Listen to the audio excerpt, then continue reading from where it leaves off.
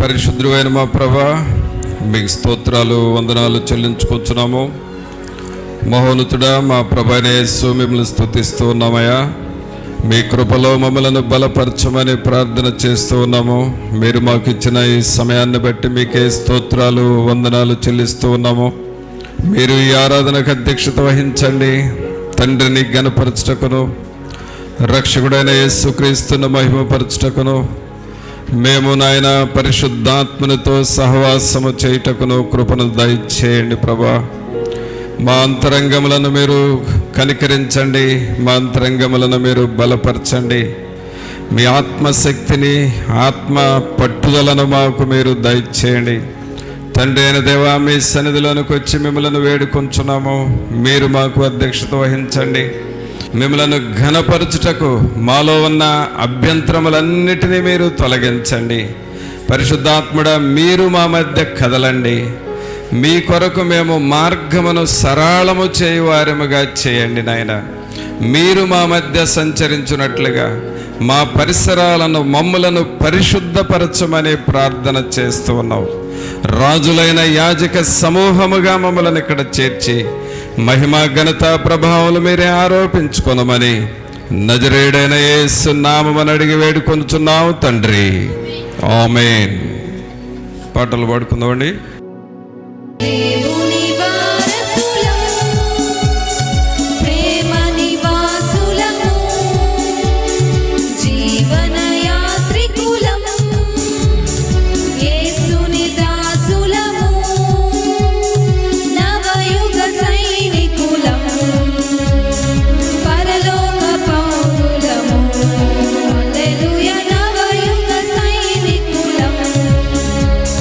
పరలోక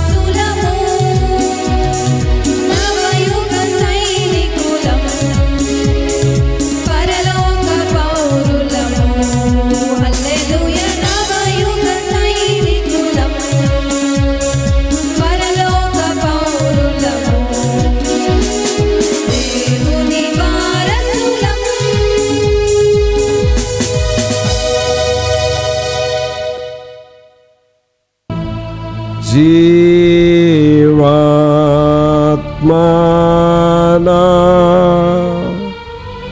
మీదికి రమ్ము. దేవుని జీవాత్మనా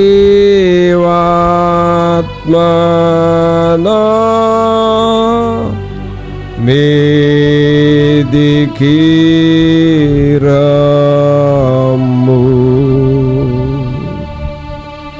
వీరాచు వంచు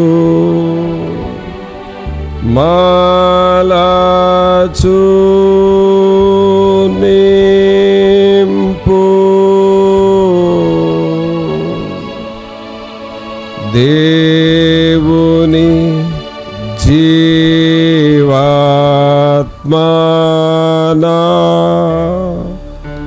మీదికి రమ్ము. పరిశుద్ధుడైన మా ప్రభా, మీకు స్తోత్రాలు వందనాలు చెల్లిస్తూ ఉన్నాము. మహోన్నతుడా, మహాగణుడా, మా ప్రభు అయిన యేసు మిమ్మల్ని స్తుతిస్తూ ఉన్నాము. మా రక్షకుడవు, మా నాయకుడవు, మా బోధకుడవు, మా విమోచకుడవు, మీకు స్తోత్రాలు వందనాలు చెల్లిస్తూ ఉన్నాము. మా స్తుతి ఆరాధన పైన ఆసీనుడైన దేవా, మీకు వందనాలు చెల్లిస్తూ ఉన్నాము. మీ వాక్యము దగ్గరకు వస్తూ ఉన్నాం ప్రభా. మీ వాక్యము మా హృదయ స్థితిని ఎరిగిన దేవుడు. మా హృదయాలలో దుఃఖము ఉండవచ్చు, కృంగుదల ఉండవచ్చు, నిరాశ ఉండవచ్చు, కఠినత్వం ఉండవచ్చు, వేసారిన మనస్సు ఉండవచ్చు, ఉప్పొంగే పరిస్థితులు ఉండవచ్చు, సగము సంతోషము సగము బాధ ఉండవచ్చు. మా హృదయాల స్థితులు ఒక్కొక్కరి హృదయము ఒక్కొక్క రీతిలో ఉంటుంది. కానీ మీరైతే అందరి హృదయాలు ఎరిగిన దేవుడు. మా ప్రాణాలకు, మా ఆత్మలకు, మా హృదయాలకు, మా జీవితాలకు, మా కుటుంబాలకు ఏది అవసరమో అది మీరు చేయగలిగిన దేవుడు ప్రభా. మీ వద్దకు వస్తూ ఉన్నాము. మీ వద్దకు వచ్చిన వారిని ఎవరిని ఎన్నడూ నిరాశతో మీరు పంపలేదు ప్రభా. మీకు స్తోత్రాలు, మీకు వందనాలు ప్రభా. మీరు మా మధ్య ఉన్నారని విశ్వసిస్తూ మాతో మాట్లాడటానికి మీరు రెడీ అయి నిలబడి ఉన్నారని విశ్వసిస్తూ కొండ మీద మీరు నోరు తెరిచి మాట్లాడిన రీతిగా మాతో మాట్లాడి మా ఆత్మలను బలపరుస్తారని విశ్వసిస్తూ మీ వైపు చూస్తూ కనాను స్త్రీ మీ బల్ల మీద నుండి పడు రొట్టె ముక్క కొరకు ఆశపడినట్లుగా మా ప్రాణములు ఆశపడుచు మీ వైపు చూస్తూ ఉన్నాము. తండ్రి, మీకు స్తోత్రాలు, మీకు వందనాలు. మీ సన్నిధి మాతో ఉంచండి.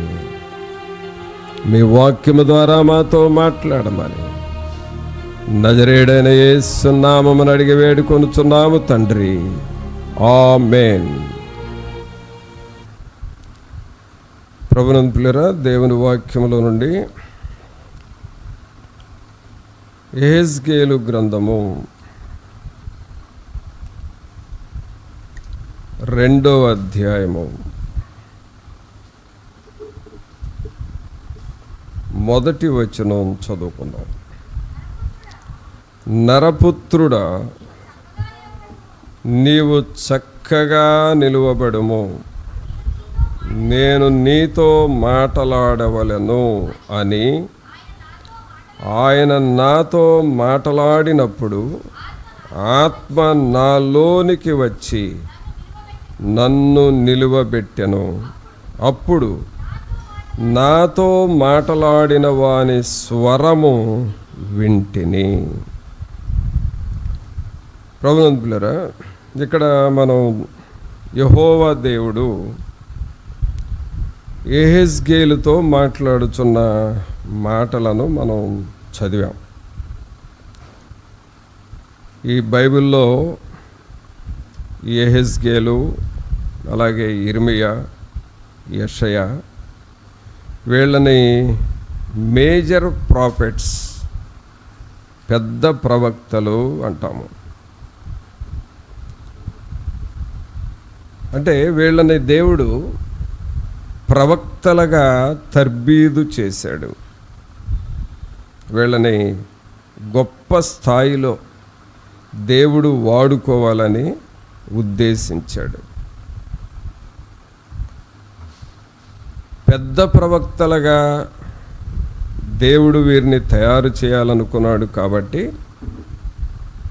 ఎవరినైనా ఒక పెద్ద వ్యక్తిగా, ఒక మంచి ప్రవక్తగా దేవుడు చేయాలి అని అంటే వాళ్లకు కావలసిన ట్రైనింగ్ కూడా చాలా ఎక్కువగా ఉంటుంది. పెద్దవారికి ఎక్కువ ట్రైనింగ్ ఉంటుంది.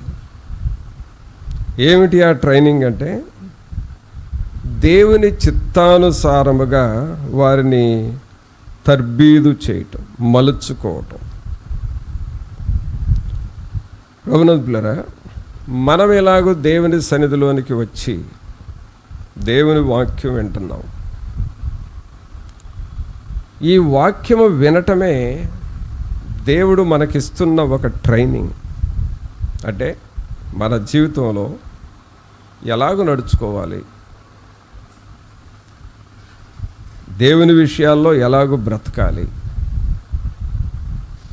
మన కుటుంబాలు ఆశీర్వదించబడాలంటే ఏం చేయాలి, మనకు శోధనలు వస్తే ఎందుకు వస్తున్నాయి, లేక వస్తే వాటి నుండి ఎలాగూ తప్పించుకోవాలి, అలాగే మన జీవితాలు పరలోకానికి అర్హులంగా ఉండాలి అని అంటే ఏం చేయాలి, ఈ విషయాలన్నీ కూడా దేవుని వాక్యము మనకు బోధిస్తూ ఉంటారు. ఈ దేవుని వాక్యము వినటమే దేవుడు మనకిస్తున్న ఒక చక్కని ట్రైనింగ్.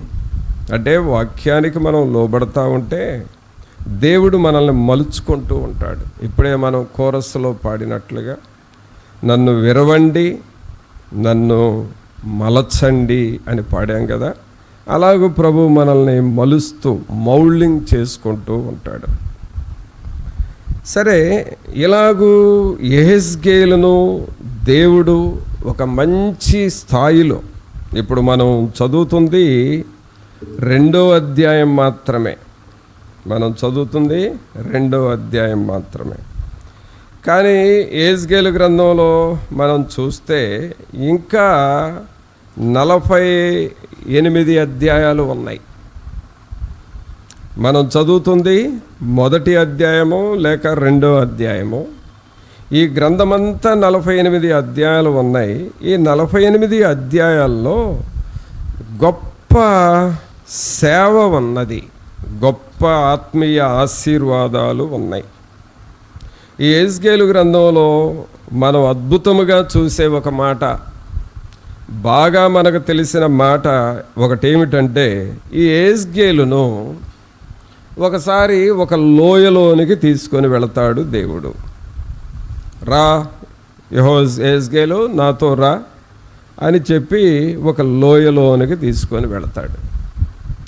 ఆ లోయలో ఏమున్నాయనంటే కొన్ని వేల లక్షల ఎముకలు చెల్లా చెదురుగా పడి ఉన్నాయి. ఆ ఎముకలను చూపించి దేవుడు ఏమన్నాడంటే, ఈ ఎముకలు బ్రతకగలవా అని అడిగాడు. అప్పుడు యెహెజ్కేలు, అది నీకే తెలుసు ప్రభువా అని అంటాడు. అప్పుడు ఎండిన ఎముకలారా లెండి అని చెప్పు అని చెబితే అవన్నీ లేచిన సందర్భం మనందరికీ తెలుసు. ఆ ఇన్సిడెంట్ ఈ యెహెజ్కేలు గ్రంథంలోనే ఉంటుంది. బైబిల్లో ఇంకెక్కడా లేదు, ఒక యెహెజ్కేలు గ్రంథంలోనే ఉంది. అంటే అంత గొప్ప గొప్ప పనులు, అంత శ్రేష్టమైన అద్భుతమైన పనుల కొరకు యెహెజ్కేలును దేవుడు సిద్ధం చేస్తున్నాడు, ట్రైనింగ్ ఇస్తున్నాడు. అంత ట్రైనింగ్ కావాలి అని అంటే యెహెజ్కేలు చేయాల్సిన పని ఏమిటంటే, నీవు చక్కగా నిలబడుము అని అన్నాడు. అందుకనే మొదటి వచనంలో ఏమని ఉందంటే, నరపుత్రుడా నీవు చక్కగా నిలువబడుము, నేను నీతో మాటలాడవలెను. నీవు చక్కగా నిలబడాలి అని అన్నాడు. పిల్లరా, ఆ పదాన్ని చూడండి, చక్కగా. చక్కగా ఆ పదము చాలాసార్లు మనం వాడుతూ ఉంటాం మన డైలీ లైఫ్లో. అలాగే మన జాబ్లో కూడా, మన ఇంటిలో కూడా, లేక పొలం పనులకు వెళ్ళినా సరే, లేకపోతే ప్రయాణాలు చేస్తున్నా సరే, అన్ని డిపార్ట్మెంట్స్ వాళ్ళు వాడే పదము చక్కగా అనే పదం. సహజంగా కొన్ని పదాలు కొన్ని డిపార్ట్మెంట్సే వాడతారు. ఈ ఎలక్ట్రికల్ డిపార్ట్మెంట్ వాడే పదాలు వాళ్ళే వాడతారు, అవి బ్యాంక్ వాళ్ళు వాడరు. అలాగే వ్యవసాయంలో వాడే కొన్ని పదాలు కాలేజీల్లో, యూనివర్సిటీల్లో వాడరు. అంటే ఏ డిపార్ట్మెంట్కి సంబంధించి ఆ డిపార్ట్మెంట్లో కొన్ని వర్డ్స్ స్పెషల్గా ఉంటాయి, ఆ పదాలు వాళ్ళే వాడతారు. కానీ చక్కగా అనే పదం ఆల్ ఇన్ వన్ డిపార్ట్మెంట్స్, అన్ని డిపార్ట్మెంట్స్ వాడాల్సిందే. ఏదైనా కొనడానికి వచ్చిన వాళ్ళు ఇది బాగాలేదు, చక్కగా లేదు అని అంటాం. సో చిన్న విషయాల దగ్గర నుండి పెద్ద విషయాల వరకు ఈ చక్కగా అనే పదాన్ని వాడతాము. దేశంలో పరిపాలన బాగాకపోతే పరిపాలన చక్కగా లేదు అని అంటాం. పరిపాలన బాగుంటే చక్కగా ఉంది అంటాం. ఒక గార్డెన్కి వెళితే ఫ్లవర్స్ అన్ని చూసి చక్కగా ఉన్నాయి అని అంటాం. సో ఇది యూనివర్సల్ వర్డ్, విశ్వమంతా ఉపయోగించే పదం చక్కగా అనే మాట.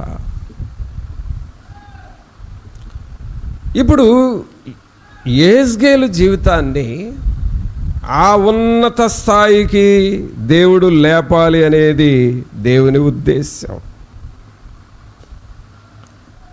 ప్రియరా, మనం ఏదైనా చూడగానే, ఒక ఇల్లు చూసినా, ఒక ఏరియా చూసినా, అది చక్కగా ఉందా లేదా మనకు వెంటనే తెలిసిపోతుంది, అర్థమైపోతుంది.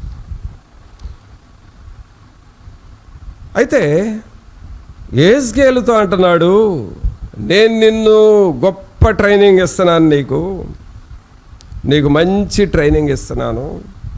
అయితే అంత ట్రైనింగ్లో నీవు గొప్పవాడు కావాలంటే నీవు చక్కగా నిలబడాలి. అందుకనే మొదటి వచనం ఏం చదువుతున్నావు? నరపుత్రుడా నీవు చక్కగా నిలువబడుము, నేను నీతో మాటలాడవలెను. నేను నీతో మాట్లాడతాను, నువ్వు చక్కగా నిలబడు.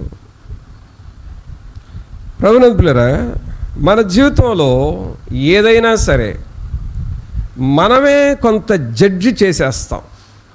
ఇప్పుడు హ్యూమన్ బీయింగ్స్ మనమే కొంత నిర్ణయం చేసేస్తాం. ఎక్కడికైనా వెళ్ళినప్పుడు ఇది బాగుంది అని అంటాం, లేకపోతే ఇది బాగాలేదు అని అంటాం. మనమే జడ్జిలమే. ఒక పార్కుకు వెళ్ళినా సరే, అక్కడ కొంచెం ఆహ్లాదంగా సమయాన్ని గడుపుదామని వెళితే అది మంచిగా మెయింటెనెన్స్ బాగుంటే చాలా బాగుంది, చక్కగా చేశారు అంటాం. అది మెయింటెనెన్స్ లేక మురికిగా అక్కడ ఉంటే, ఎక్కడ బాగాలేదు, మనం అనవసరం ఎక్కడ ఉంటాం అని అంటాం. అంటే మనమే జడ్జి అవుతాం. ఒక ఆఫీస్లో ఆ ఫైలింగ్ అనేది కరెక్ట్గా లేకపోతే ఆ ఆఫీసర్ వెంటనే ఎందుకు ఇలా చేసేవంటారు. అంత డే టు డే అప్డేట్గా వర్క్ను ఉంచితే చాలా బాగా చేసావు, చక్కగా ఉంది అంటాం. సో కొన్ని పనులు మనకు మనమే జడ్జి చేసుకుంటాం. అయితే పరిశుద్ధాత్మ దేవుడు మనల్ని ఎలాగ నడిపిస్తూ ఉన్నాడంటే, మన ఆత్మీయ జీవితాలని చక్కగా మార్చుకోవాలి. ఇంటి పనులు చక్కగా చేసుకుంటాం, ఆఫీస్ పనులు చక్కగా చేసుకుంటాం, గార్డెన్లో పనులు చక్కగా చేసుకుంటాం. ఇవన్నీ మనకు తెలుసు, వాటికి దేవుడు వచ్చి చెప్పనవసరం, ప్రతిదీ ఇలాగ చెయ్యి అని. వాటిల్లో కూడా దేవుడు చొరవ తీసుకుంటాడు, కానీ కొన్ని మనమే డిసైడ్ అయిపోతాం మంచిగా చేయాలి అని. కానీ spiritual life, what about our spiritual life? మన ఆత్మీయ జీవితాలు చక్కగా ఉన్నాయా లేదా, అది బాగా పరిశీలన చేసుకోవాలి. అయితే మన ఆత్మీయ జీవితాలు చక్కగా ఉన్నాయా లేదా అనే దానికి ఒకటే ఒక గుర్తు ప్రియులారా, అదేమిటంటే మన హృదయంలో ఎప్పుడు నెమ్మదిని అనుభవిస్తూ,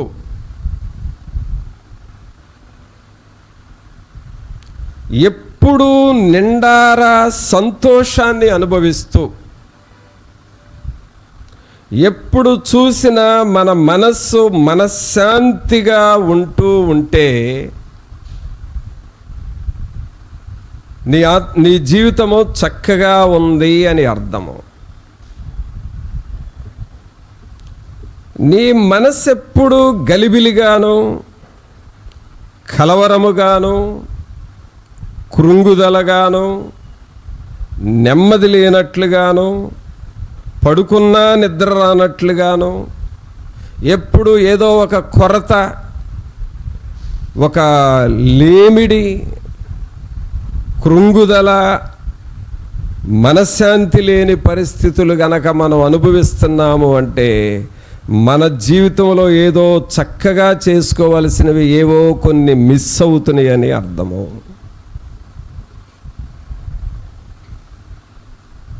మనకు మనమే జడ్జి చేసుకోవచ్చు. కొరతలు ఉన్నా సరే, యోబుకు కష్టాలు ఉన్నాయి, కానీ యోబులో మనశ్శాంతి ఉన్నది. అబ్రహాము కరువులో ఉన్నాడు, కానీ ఆయనకు సమాధానం ఉన్నది. యోసేపు కృంగిపోయి చెరసాల్లో ఉన్నాడు, కానీ దేవునితో కనెక్షన్ ఉన్నది. అంటే మన ఆత్మీయ జీవితం చక్కబరుచుకోవటము ఇలా ఉంటే మనశ్శాంతిని మనం అనుభవిస్తాము. అయితే మనుష్యులు ఈ మనశ్శాంతి కలిగిన వారు ఎంతమంది దొరుకుతారు అని చూస్తే అనేకులు ఉన్నారు. ఇంకా చెప్పాలంటే భూమి మీద ప్రజలందరూ కూడా నెమ్మది లేని, మనశ్శాంతి లేని పరిస్థితుల్లో ఉన్నారు. వారిని చూసి ప్రభువు వాళ్ళకు నెమ్మది ఇవ్వటం కోసం యెహెజ్కేలును ట్రైనింగ్ చేస్తున్నాడు. అందుకనే యెహెజ్కేలు, నీ మీద చాలా భారం ఉంది, ఇదిగో నా ప్రజలు చాలా కృంగిపోయి ఉన్నారు, చాలా బాధలో బలహీనతలో ఉన్నారు, వాళ్ళకు నువ్వు సరిగ్గా చెప్పాలి అని అంటే ముందు నేను నీకు చెబుతా, నువ్వు తీసుకువెళ్ళి వాళ్ళకి చెప్పు, నువ్వు చక్కగా నిలబడు. ప్రభునందు పిల్లరా, మనం చేయాల్సిన పనులు ఏమిటంటే మన జీవితాన్ని చక్కబరుచుకోవటం స్టార్ట్ చేయాలి. మన ఆత్మీయ జీవితాన్ని బాగు చేసుకోవటం స్టార్ట్ చేయాలి. మన కుటుంబాలను దిద్దుకోవటం, కట్టుకోవటము, ఆశీర్వాదకరంగా మారేటట్లుగా చేసుకోవటం మనం స్టార్ట్ చేయాలి. ఈ పనులు మనం ఎప్పుడైతే స్టార్ట్ చేస్తామో దేవుని కొరకు చక్కగా నిలబడటానికి మనం ప్రయత్నం చేస్తాం. ఇంకా సింపుల్గా ఇప్పటి వరకు నేను చెప్పిన దానిలో ఒకవేళ మీకు అర్థం కాకపోతే మీకు అర్థమయ్యేటట్టు సింపుల్గా ఒక వాక్యాన్ని, ఒక మాట చెబుతాను. అదేంటంటే చక్కగా నిలబడటం అంటే మొదట దేవుని పనిని క్రమముగా చేయటం. ఉదాహరణకి ఉదయము ప్రార్థన చేయాలి, ఉదయం ప్రార్థన చేయాలి, క్రమముగా చేయాలి. ఒక్కరోజు కూడా బ్రేక్ రాకూడదు. అది వర్షమైనా సరే, తుఫానైనా సరే, ఎలాంటి పరిస్థితులైనా ప్రార్థన చేయటము ఒక్కరోజు కూడా బ్రేక్ రాకూడదు, ఆబ్సెంట్ పడకూడదు. చక్కగా మన జీవితాన్ని నడుచుకోవటం అంటే ప్రియులరా, దేవుని పనిలో ఫుల్ అటెండెన్స్ మనలో ఉండాలి. ప్రార్థన చేసే విషయాల్లో, బైబిల్ చదివే విషయాల్లో, దేవునిని ఆరాధన చేసే విషయాల్లో, ప్రతిరోజు ఉదయం లేవగానే కుటుంబముతో కలిసి ఫ్యామిలీ ప్రేయర్ పెట్టుకునే విషయాల్లో, అలాగే ఏమైనా స్పెషల్ ప్రేయర్ ఉంది అని అంటే ఆ స్పెషల్ ప్రేయర్కి అటెండ్ అయ్యే విషయాల్లో, అంటే వీటిల్లో తరోగా మనం ఉంటే, క్రమముగా డిసిప్లైన్గా ఉంటే నీవు చక్కగా నీ ఆత్మీయ జీవితాన్ని నడిపించుకుంటున్నావని అర్థము. వీటిల్లో చక్కగా ఉండాలి. జనరల్గా మనకేమనిపిస్తుంది అంటే సండే కదా ప్రేయర్కి వెళ్ళాలి, వెళ్ళాం, తర్వాత మిడ్ వీక్ ప్రేయరా, ఏముందిలేబ్బా పోకపోతే ఏముంది, ఫ్యామిలీ ప్రేయర్ రోజు చేసుకునే ప్రేయరా, ఏముందిలేబ్బా వాళ్ళు ఆ గదిలో చేసుకుంటారు, నేను ఈ గదిలో చేసుకుంటా, పిల్లలు చేసుకుంటే చేసుకున్నారు, లేకపోతే లేదు, ఏముందిలే చేసుకుంటే చేసుకుంటాం, అయినా దేవుడినే వదిలిపెట్టట్లేదు కదా, ప్రార్థన చేసుకుంటాం కదా, అలా ఈజీగా లైట్గా తీసుకుంటారు ఫ్యామిలీ ప్రేయర్ విషయం. అంటే ఎప్పుడైతే నువ్వు అలాగూ లైట్గా తీసుకుంటున్నావో నువ్వు చక్కగా నిలబడట్లేదని అర్థం. నువ్వు చక్కగా నిలబడట్లేదు. ఒక దైవజనుడు తెల్లవారుజాము ప్రార్థన నేను మారు మనసు పొందిన దగ్గర నుండి ప్రారంభించాను. అప్పటికే ఆయన 50 సంవత్సరాలైంది మారు మనసు పొంది, గొప్ప సేవ చేస్తున్నాడు. విషయం ఏంటంటే 50 సంవత్సరాల్లో తెల్లవారుజాము ప్రార్థన నేను ఒక్క రోజు కూడా మిస్ అవ్వలేదు అని చెప్పాడు. 50 సంవత్సరాల్లో ఒక్క రోజు కూడా, తుఫాన్లు వచ్చినా, వరదలు వచ్చినా, లేక ఎలాంటి ఆటంకాలు వచ్చినా, అనారోగ్యం వచ్చినా సరే తెల్లవారుజాము ప్రార్థన మాత్రం నేను మిస్ చేయలేదు. అందుకే దేవుడు నన్ను, నా కుటుంబాన్ని దీవించాడు, నా సేవను దీవించాడు అని చెప్పాడు. పిల్లరా, చక్కగా చేసుకోవటంలో చాలా బాధ్యతగా ఉండాలి. ఆల్మోస్ట్ ఇక్కడ స్టూడెంట్స్ తక్కువగా ఉన్నారు, పేరెంట్స్ ఎక్కువగా ఉన్నారు. జనరల్గా స్టూడెంట్స్కి అయితే ఈ చక్కగానే విషయాల్లో అది ఇంకొక డిఫరెంట్గా వెళుతుంది స్టూడెంట్స్కి అయితే. పేరెంట్స్ కాబట్టి మీరు మెయిన్ కాన్సన్ట్రేషన్ మీ ఫ్యామిలీ ప్రేయర్ చేయించుకునే విషయాలలో మీరు కాన్సన్ట్రేషన్ చేయాలి. ఇప్పటికైనా స్టార్ట్ చేయాలి. ఇప్పటికైనా లేదయా నాకు టైం కుదరదు అని అంటే నువ్వు చక్కగా నిలబడలేకపోతున్నావు. మరి చక్కగా నిలబడలేకపోతే దేవుడు ఏం చేస్తాడు? ఈ యెహెజ్కేలు అన్నాడు, నేను నిన్ను చాలా వాడుకోవాలనుకుంటున్నాను, నీ ఫ్యామిలీని నేను దీవించాలనుకుంటున్నాను, నీ పిల్లల్ని కూడా నేను ఆశీర్వదించాలనుకుంటున్నాను, నీతో ఉండే ఇశ్రాయేలు అందరినీ ఆశీర్వదించాలి అనుకుంటున్నాను. అయితే యెహెజ్కేలు నీవు చక్కగా నిలబడాలి, నువ్వు చక్కగా నిలబడాలి. అందుకని ప్రియులారా, చక్కగా నిలబడటం అంటే ఏంటో చూద్దాం. సామెతల గ్రంథం తీయండి. సామెతల గ్రంథము 15వ అధ్యాయము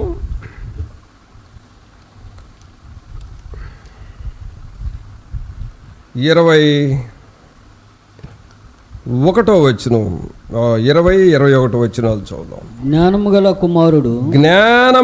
కుమారుడు తండ్రిని సంతోషపెట్టును, బుద్ధిహీనుడు తన తల్లిని తిరస్కరించును. బుద్ధి లేని వానికి మూఢత సంతోషకరము, వివేకము గలవాడు చక్కగా ప్రవర్తించును.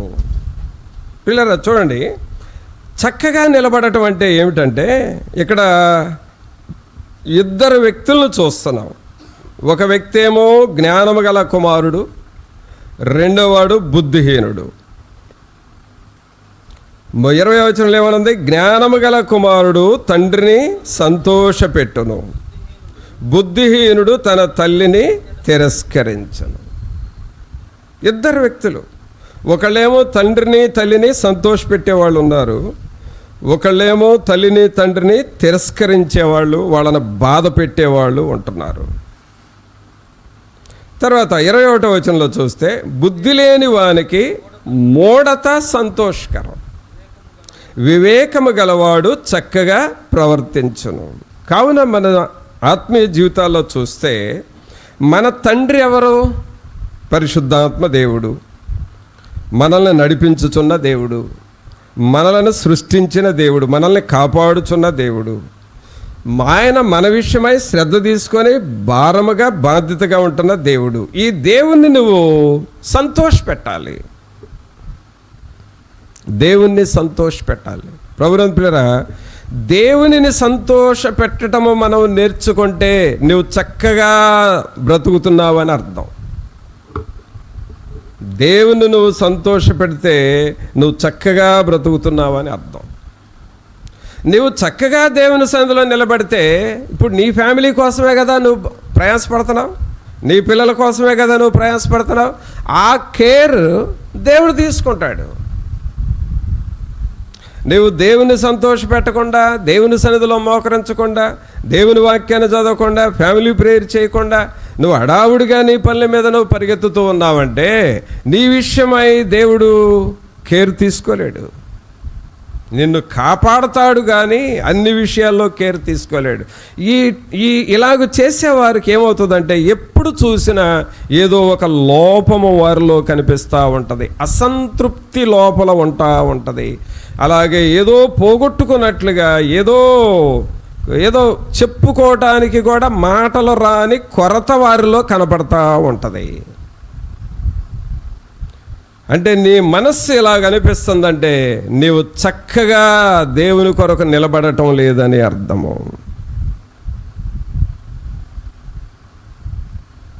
అసలు దేవుని దృష్టిలో ప్రియులరా, ఇంకా అసలు దేవుని గురించి నేను ధైర్యంగా చెప్పే ఒక మాట ఏమిటంటే, దేవుని దృష్టిలో యథార్థంగా ఉంటే నీకు 100 సమస్యలున్నా కూడా నువ్వెక్కడ జంకవు, అసలు భయపడవు.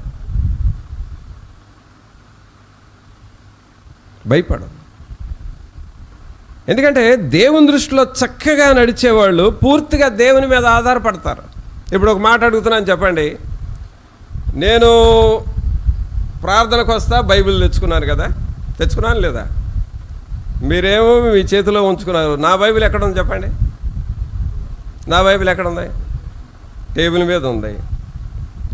నా బైబిల్ మోస్తుంది ఎవరు? నేను మోస్తున్నానా? ఎవరు మోస్తున్నారు? టేబుల్ మోస్తుంది. ఎంతసేపు మోస్తుందా నా బైబిల్ టేబుల్? నాకు ఆ టేబుల్ మీద ఏమైనా జాలేసిద్దా? ఒక గంట సేపు మోసింది, ఇక మోయలేదేమని నా బైబిల్ నేను తీసుకుంటానా? అది ఎంతసేపు అయినా మోస్తుంది, అంతే. లేదా సింపుల్గా ఈ ఎగ్జాంపుల్ ఎందుకు చెప్పానంటే, దేవుడు నీ టేబుల్ అయితే, బైబిల్ నీ జీవితం అయితే ఆయన మీద పెట్టు, ఆయన మోసుకుంటాడు. చప్పట్లు కొట్టండి ఒకసారి. ఇప్పుడు నీ ఉద్దేశం ఏంటంటే, నా బ్రతుకును దేవుడు ఎట్లా మోస్తాడులే, నాది నేనే మోసుకుంటానని గూళ్ళ మీద వేసుకొని మోసి చివరికి గూడు జారుతూ ఉంది, గూళ్ళు జారిపోతూ ఉన్నాయి. ఎందుకంటే నీ భారాన్ని దేవుని మీద వేసుకోలేకపోతున్నావు. మనకి ఒక కోరస్ ఉంది, చింతేలా యేసుండగా అని. అంటే యేసు నీ దగ్గర ఉన్నప్పుడు నువ్వు దేని విషయంలో చింతపడకూడదు, ఏ విషయంలో నువ్వు కృంగిపోకూడదు. అందుకనే ఇక్కడ దేవుని వాక్యం మనం చదువుతూ ఉన్నాం. 21వ వచనంలో బుద్ధి లేని వానికి మూఢత సంతోషకరము, వివేకము గలవాడు చక్కగా ప్రవర్తించును. చక్కగా ప్రవర్తించడం అంటే నీ లైఫ్లో నీవు ఒక గంట పెట్టుకో, ఆ గంట సేపు నువ్వు ప్రార్థన చేయి. నీ లైఫ్లో ఒక అరగంటే పెట్టుకో, ఆ అరగంట సేపు నీవు ఫ్యామిలీతో ప్రార్థన చేయి. రోజుకొక 3 అధ్యాయాలు చదవాలని తీర్మానం చేసుకో. ఖచ్చితంగా చదువు. ఖచ్చితంగా డ్యూటీకి వెళ్ళాలని ఎలాగ పెట్టుకున్నావో ఖచ్చితంగా బైబిల్ చదవాలనేది అలాగ పెట్టుకో, చదువు. ఇవి మనం చేస్తున్నామంటే అర్థం ఏంటంటే నువ్వు చక్కగా నిలబడుతున్నావు అని అర్థము. యెహెజ్కేలు అంటున్నాడు, నరపుత్రుడా నువ్వు చక్కగా నిలబడు, నేను నీతో మాట్లాడతా. దేవుడు మాట్లాడటం అంటే ఏంటో తెలుసండి? దేవుడు మాట్లాడటం అంటే ఆ వ్యక్తి ద్వారా అద్భుతాలు చేయిస్తాడు, ఆ వ్యక్తి ద్వారా గొప్ప గొప్ప కార్యాలు దేవుడు జరిగిస్తాడు. ఆయన మాట వినేవారు కావాలి, ఆయన మాట వినేవారు కావాలి. అందుకనే ఇక్కడ మనం 21వ వచనంలో చూస్తూ ఉన్నాం, బుద్ధి లేని వానికి మూఢత సంతోషకరము, వివేకము గలవాడు చక్కగా ప్రవర్తించును. తర్వాత ఈ చక్కగా నిలబడటం అంటే ఏమిటంటే 23వ అధ్యాయం కూడా తీయండి, సామెతల గ్రంథంలోనే 23వ అధ్యాయం 19వ వచనం చూద్దాం.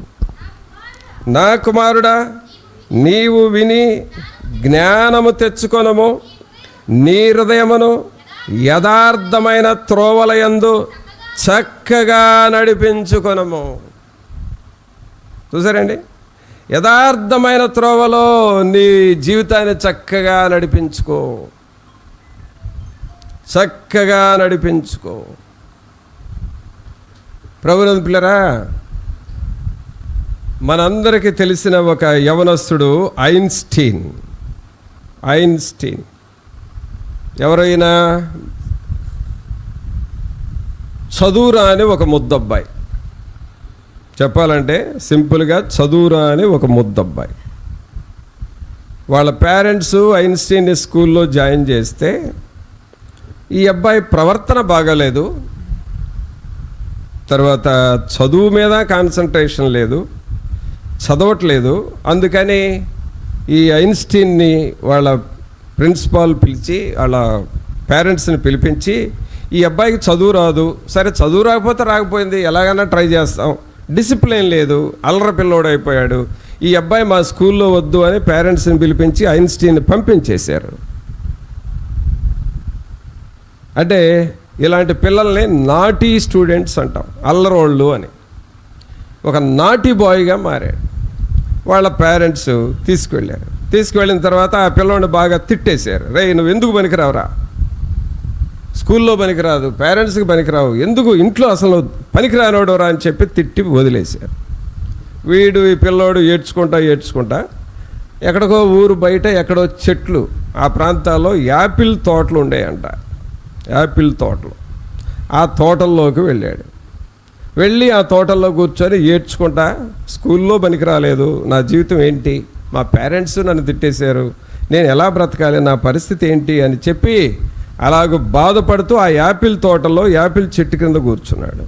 అలా కూర్చున్న టైంలో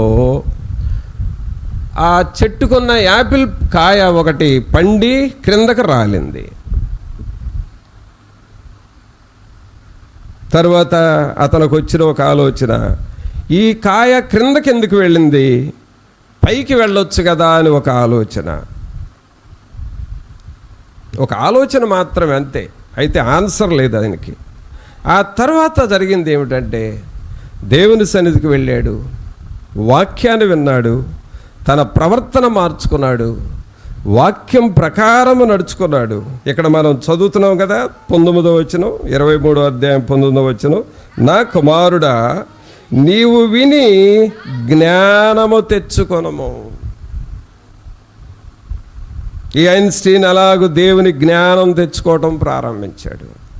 దేవుని వాక్యాన్ని విన్నాడు, దేవుని మాటలు విన్నాడు. తర్వాత ఏమంటున్నాడంటే, నీ హృదయమును యథార్థమైన త్రోవలయందు చక్కగా నడిపించుకొనము. వాక్యానుసారముగా నడుచుకోవటం ప్రారంభించాడు. అలాగూ నడుచుకుంటూ తనకు విజ్ఞానం మీద అంటే సైన్స్ మీద ఇంట్రెస్ట్ వచ్చింది. సైన్స్ బుక్స్ చదివాడు, మారు మనసు పొందాడు, దేవుని వాక్యం చదువుతున్నాడు. దేవుని వాక్యములో ఉన్న ఫిజిక్స్ చాప్టర్స్ అన్నీ చదివాడు. ఆది కాండములో అన్ని చాప్టర్స్ ఉన్నాయి. బాటనీ చాప్టర్స్ ఉన్నాయి, జువాలజీ చాప్టర్స్ ఉన్నాయి, కెమిస్ట్రీ చాప్టర్స్ ఉన్నాయి, ఫిజిక్స్ చాప్టర్స్ ఉన్నాయి. అవన్నీ విడివిడిగా చూపించమంటే చూపించగలను మీకు. ప్రతి చాప్టర్ యోబు గ్రంథంలో ఎక్కువగా జియాలజీకి సంబంధించిన చాప్టర్స్ ఉన్నాయి. భూగర్భంలో ఆ ధననిధులు ఎలా వస్తాయి, ఆయిల్స్, ఆ గనులు, బొగ్గు గనులు, ఆయిల్ గనులు ఇవన్నీ ఎలా వస్తాయి, భూమిని త్రవ్వితే ఎన్ని గనులు లోపల ఉన్నాయి, బంగారపు నిక్షేపాలు, ఈ మైన్స్ ఇవన్నీ ఎలా దొరుకుతాయి, ఈ చాప్టర్స్ యోబు గ్రంథంలో ఎక్కువగా ఉన్నాయి. కావున ప్రియులారా, దేవుని వాక్యాన్ని ఐన్స్టీన్ ఒక సైన్స్ మైండ్స్లో పెట్టుకొని అలాగూ దేవుని వాక్యాన్ని చదివాడు. జువాలజీ చాప్టర్లో, బాటనీ చాప్టర్లో ఇవన్నీ దాటిన తర్వాత కెమిస్ట్రీ చాప్టర్స్, ఫిజిక్స్ చాప్టర్స్ ఆది కాండంలో, యోబు గ్రంథంలో ఎక్కువగా దొరుకుతాయి. అలాగే ఫైనాన్షియల్ మ్యాటర్స్ విషయాలు తెలుసుకోవాలి అనుకున్న వాళ్ళు ఎస్తేరు గ్రంథాన్ని చదివితే, నెహెమ్యా గ్రంథాన్ని చదివితే ఫైనాన్షియల్ విషయాలు, ఆ జ్ఞానం బైబిల్లో దొరుకుతుంది. కావున ప్రియులారా, బైబిల్ ఏంటంటే మనం ఏదో సింపుల్గా ప్రక్కన పడేస్తున్నాం, కానీ మన లైఫ్ను మార్చేది బైబిల్, మన కుటుంబాలని కట్టేది బైబిల్, మన జీవితాల్ని ఫ్లరిష్ అయ్యేటట్లుగా ఆశీర్వాదకరంగా చేసేది బైబిల్, మన దేశానికి ఐశ్వర్యాన్ని ఇచ్చేది బైబిల్. కాకపోతే ఇంత డెప్త్లో మనం బైబిల్ని ఆలోచించాం కాబట్టి ఏముందలే అని అనుకుంటాం. అందుకనే ఇక్కడ వాక్యం మాట్లాడుతూ ఉంది, నా కుమారుడా నీవు విని జ్ఞానము తెచ్చుకొనుము, నీ హృదయమును యథార్థమైన త్రోవలయందు చక్కగా నడిపించుకొనుము. ఐన్స్టీన్ అలాగూ దేవుని వాక్యానుసారముగా నడుచుకుంటూ ఒక శాస్త్రవేత్తగా మారాడు. ఆ తరువాత ప్రపంచంలో ఆయన పేరు అలాగూ శాస్త్రంగా నిలబడిపోయింది. దేవుని మార్గములో నడుచుకోవాలి. దేవుని మార్గములో మన కుటుంబాలని నడిపించుకోవాలి. తర్వాత మరొక విషయం ఏంటంటే, ఇప్పటికీ మన జీవితం కొన్ని సంవత్సరాలు అయిపోయింది. 30 years, 40 years, 50 years ఇలా కొన్ని సంవత్సరాలు అయిపోయినాయి. ఒక్కసారి వెనక్కి చూసుకుంటే లైఫ్లో ఏవో మిస్టేక్స్ చేసాం, ఎంతో కొంత లాస్ అయ్యాము, ఏదో జీవితంలో పోగొట్టుకున్నాము అనే ఒక ఫీలింగ్ నీలోనికి వస్తుంది. కుటుంబం విషయంలో కూడా నాకు ఫ్యామిలీని ఎందుకో నేను సరిగ్గా మెయింటైన్ చేసుకోలేకపోయాను అనే ఒక ఫీలింగ్. పిల్లల విషయంలో కూడా ఏదో చేయాల్సింది నేను సరైన టైంలో చేయలేకపోయాను ఒక ఫీలింగ్. నీ జీవితంలో కూడా ఏదో సక్సెస్ఫుల్గా వెళ్ళాలి అని అనుకున్నాను, కానీ అనుకోకుండా ఇలాగ అయిపోయింది నా జీవితం.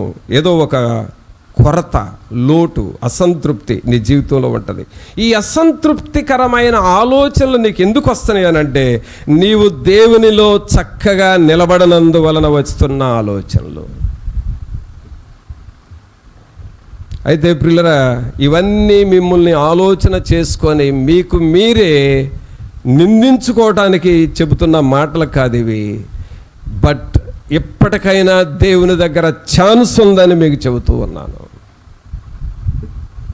ఎప్పటికైనా నీ కుటుంబాన్ని కట్టుకోవడానికి, ఎప్పటికైనా నీ జీవితాన్ని ఆశీర్వాదకరంగా మార్చుకోవటానికి, ఎప్పటికైనా నీ పిల్లలను యోగ్యులుగా చేసుకోవటానికి, ఎప్పటికైనా పరలోకానికి అర్హులుగా మారటానికి స్టిల్ దెర్ ఈజ్ ఛాన్స్. ఇంకా దేవుని దగ్గర సమయం ఉంది. Still there is an opportunity. ఇంకా దేవుని దగ్గర అవకాశం ఉన్నది. Still God is waiting for you. ఇంకా ఆయన నీ కొరకు వేచి ఉంటూ ఉన్నాడు. అందుకనే దేవుని వాక్యం మాట్లాడుతూ ఉంది, నా కుమారుడా, నా కుమారి, నీవు విని జ్ఞానము తెచ్చుకొనుము, నీ హృదయమును యథార్థమైన త్రోవలయందు చక్కగా నడిపించుకొనుము. ప్రభునందు పిల్లరా, దేవుడు మనల్ని ఎన్నడూ మర్చిపోలేదండి. మన జీవితంలో నీ వయస్సు ఆలోచన చేస్తే 50 సంవత్సరాలు అనుకుందాం. ఈ 50 సంవత్సరాల్లో నీవు బాధపడిన కాలం ఎంత, నీవు సంతోషంగా ఉన్న కాలం ఎంత? సంవత్సరాలని డివైడ్ చేస్తే కొన్ని సంవత్సరాలు అటుపోతాయి, కొన్ని సంవత్సరాలు ఇటు ఉంటాయి. 50 సంవత్సరాలు నువ్వు బ్రతికేవంటే ఖచ్చితంగా దుఃఖంలో ఉన్న సంవత్సరాలు కొన్ని ఉన్నాయి. అంటే సంవత్సరాలు అంటే కంటిన్యూస్గా కాదు, 1 గంట 2 గంటలు 3 గంటలు అలాగన్నీ గ్యాదర్ చేస్తే కొన్ని సంవత్సరాలు అవుతాయి. దుఃఖంలో ఉన్నవి కొన్ని సంవత్సరాలు ఉన్నాయి, సంతోషంగా ఉన్నవే కొన్ని సంవత్సరాలు ఉన్నాయి. కానీ వాక్యం ఏం మాట్లాడుతుందో చూడండి, దేవుని వాక్యం ఏం మాట్లాడుతుందో చూద్దాం. మనం దుఃఖముగా ఉన్న టైం కూడా దేవుడు గమనించాడు పిల్లరా. యోబు గ్రంథం ఉంది అండి, యోబు గ్రంథము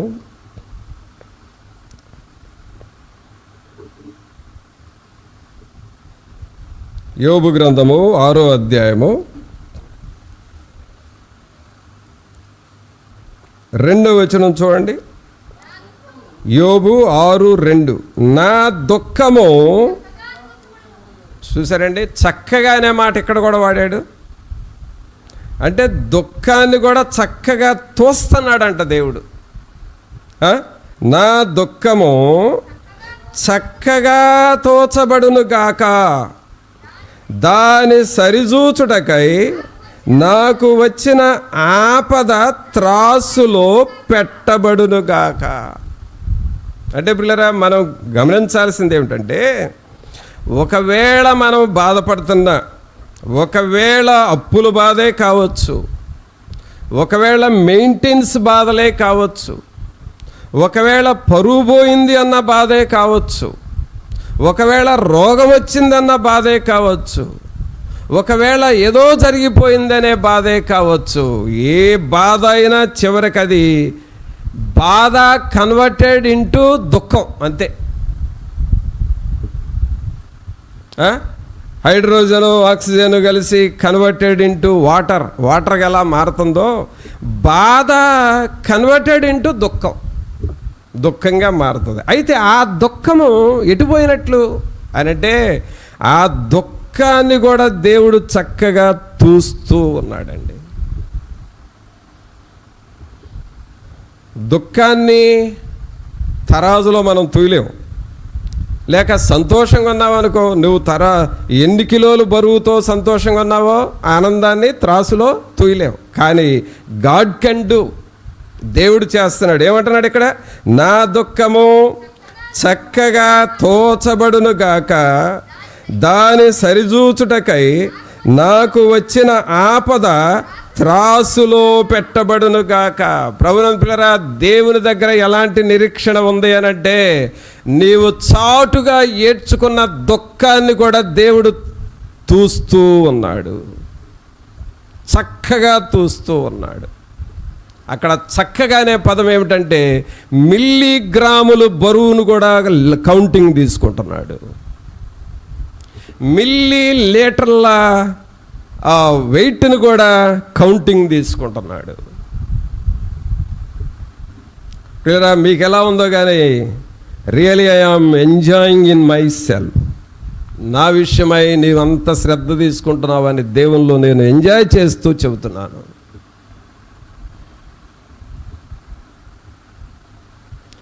నీ దుఃఖాన్ని కూడా తోస్తున్నాడండి, నీ బాధను తోస్తున్నాడు. ఆ బాధను మరలా సంతోషంగా ఎలాగో మార్చాలో తోస్తూ ఉన్నాడు. ఒక చీప్ ఎగ్జాంపుల్ ఒకటి చెబుతాను.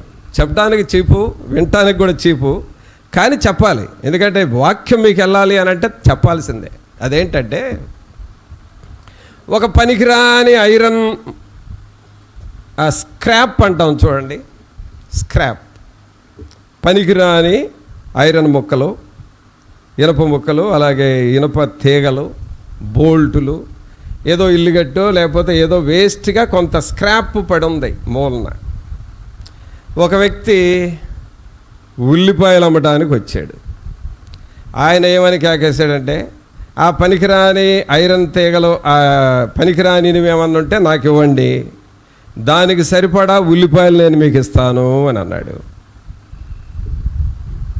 అప్పుడు నువ్వేం చేస్తావు? ఇదంతా వేస్ట్, ప్లాస్టిక్ వస్తువులు, ఈ వస్తువులన్నీ వేస్ట్ అని మొత్తం ఇగో తీసుకెళ్ళు అన్నట్టు. ఆయన చక్కగా తోస్తాడు, ఇన్ని కిలోలు అయిందంటాడు, దానికి సరిపడా ఉల్లిపాయలు లేకపోతే ఆయన దగ్గర ఉన్న వస్తువులు ఏవో కొన్ని తూచి మనకు ఇస్తాడు. మనకు పనికిరానిది ఏంటి? స్క్రాప్, ఆ ప్లాస్టిక్ ముక్కలు, ఐరన్ ముక్కలు. మనకు పనికొచ్చేదేంటి? వాళ్ళు ఇచ్చే వస్తువులు, ఒకవేళ మంచి వస్తువు కావచ్చు, లేక ఉల్లిపాయలు ఇలాంటిది కావచ్చు. ఎందుకంటే సింపుల్ ఎగ్జాంపుల్ అని ముందే చెప్పింది. అందుకే నీకు పనికిరానిది ఇచ్చావు, నీకు పనికొచ్చేది తీసుకున్నావు.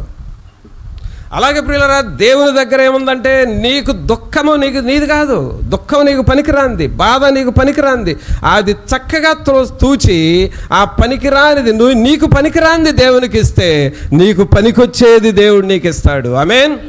చప్పట్లు కొట్టండి ఒకసారి యేసయ్యకి. నీకు పనికిరానిది నువ్వు దేవునికి ఇవ్వు, నీకు పనికొచ్చేది దేవుడు నీకు ఇస్తాడు. చక్కగా తోస్తాడు. అందుకోసమే అంటున్నాడు, ఆ పనికిరాంది నువ్వు దేవునికి ఇవ్వాలి అని అన్నా. మరలా ఈ ఎగ్జాంపుల్కే వెళదాం. అతను వచ్చి మీ దగ్గర పనికిరాని ప్లాస్టిక్ తీగలు, ప్లాస్టిక్ మొక్కలు, ఐరన్ మొక్కలు ఇవ్వండి అని కేకేసాడు.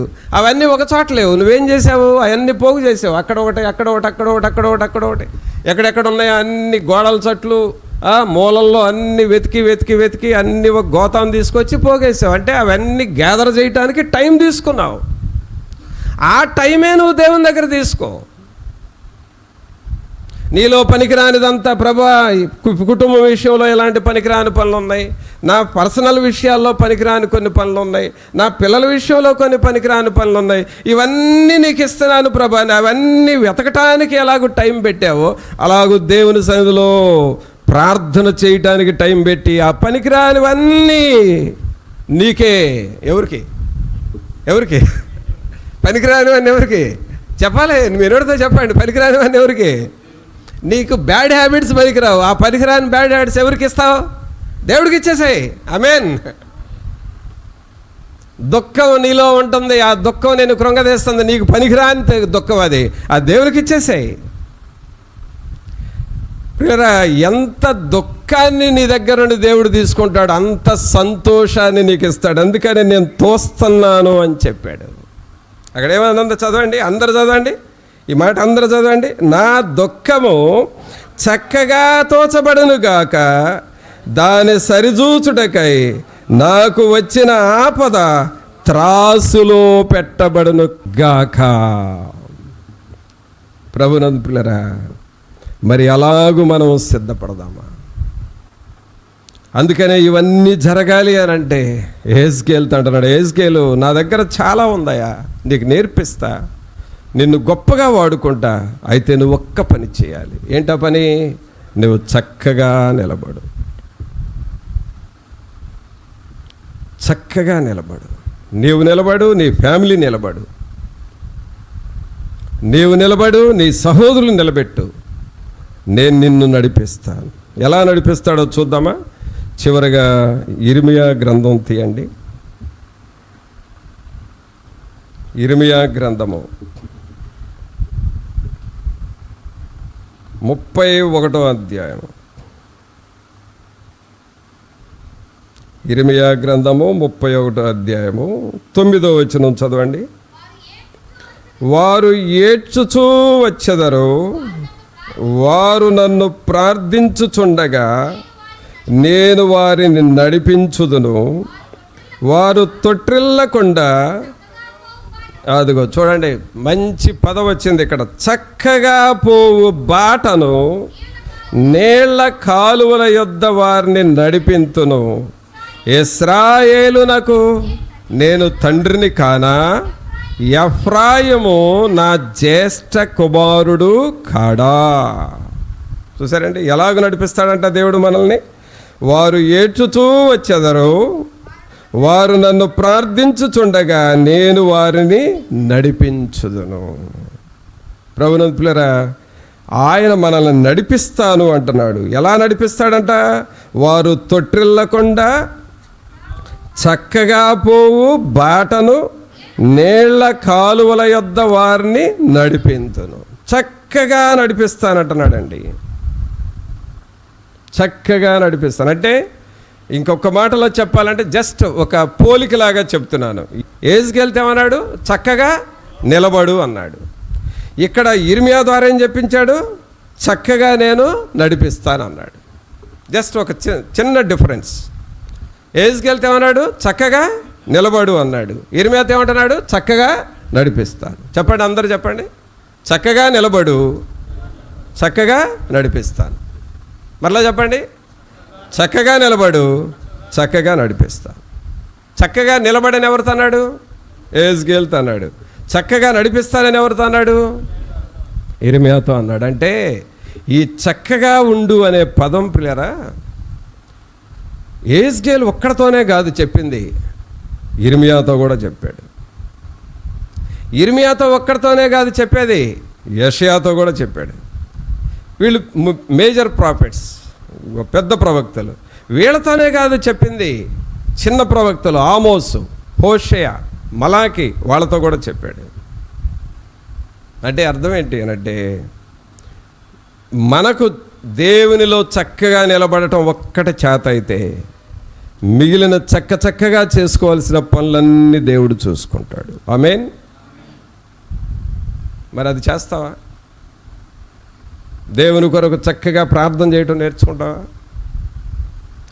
దేవుని సన్నిధిలో కుటుంబంతో కలిసి చక్కగా కుటుంబంతో కలిసి ప్రార్థనకు రావటం నేర్చుకుంటావా?